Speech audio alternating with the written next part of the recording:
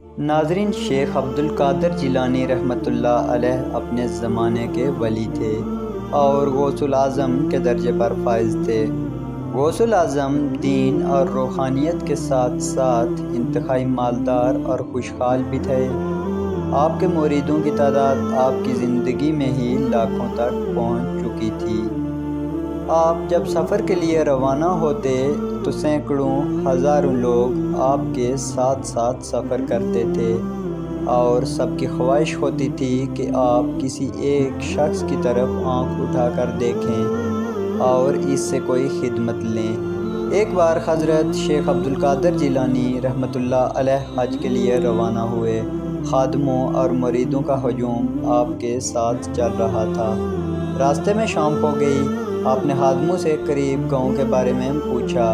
معلوم ہوا کہ 1 میل کے فاصلے پر ایک گاؤں موجود ہے۔ آپ گاؤں تشریف لے گئے اور خادموں سے فرمایا کہ جاؤ جا کر معلوم کرو اس گاؤں میں سب سے غریب شخص کون ہے۔ خادم واپس آئے اور عرض کیا کہ گاؤں کے ایک سرے پر ایک مقام میں 2 بوڑھے میاں بیوی اور ان کا ایک بیٹا رہتا ہے۔ یہ اس گاؤں کے غریب ترین لوگ ہیں۔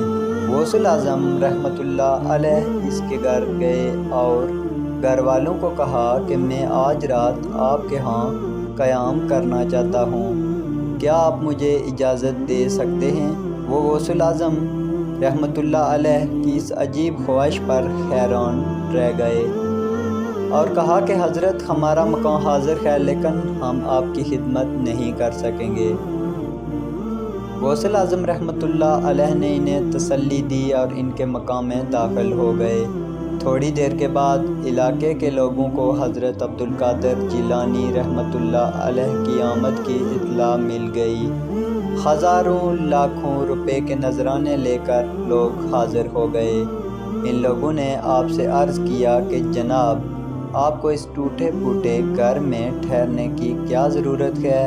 ہمارے محل، ہماری کوٹھی، ہمارے فارم ہاؤس میں تشریف لے آئیے۔